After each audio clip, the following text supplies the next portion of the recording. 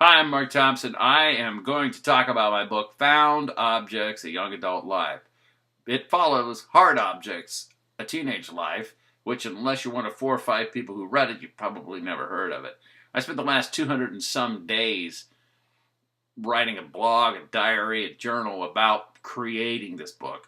When I wrote the first one, I had all this stuff going on and how I was approaching it and what I was thinking, and I didn't write it down. I thought it would be kind of a nice idea to do that just because I can use that to explain it to myself. I can read back and see what I was thinking. Plus, it's just kind of fun to do because it's like you're writing two things at once. I probably have 100 and some thousand words in the online piece at least, and I have 125 in the book.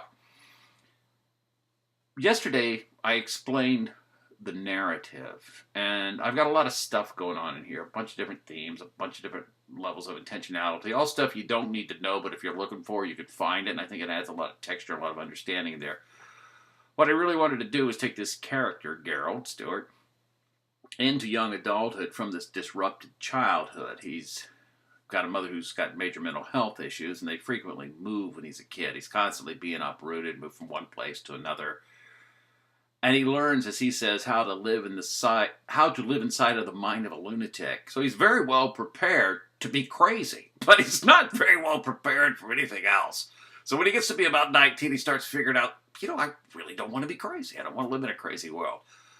His world was constantly changing when he was a little kid. One whole thing would change in one day, and they would pack up the house and move because of some paranoid delusion from the mother who had to get away due to some persecution thing going on, whatever. Or she might say she's dying of cancer, and then the next day the cancer would be cured. Something was always happening.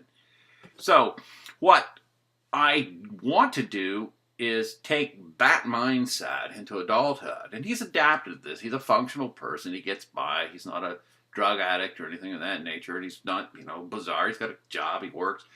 But his approach to life is that things can change immediately. They can end and new things can happen.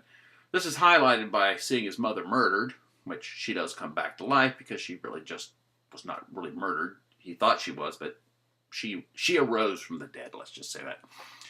Then there's another death. So what happens is he's always at the edge of life, and having read the Castaneda books, Keep Death at Your Left Hand and all that sort of stuff in the Carlos Castaneda books, the Don Juan books, he's kind of got that on his mind. So he goes into things, he experiences them, and he leaves them just as easily as he can. He recognizes he might miss them, but he realizes things change, and at some point it's just time to move on. And he goes into another thing. What I do is I follow that line of logic, and I do mature the character as he goes through. He starts out at 19, and he ends up at 29. You can see him going in a different direction then. There'll be more on this, and I'll put some text with this so it'll make a little more sense.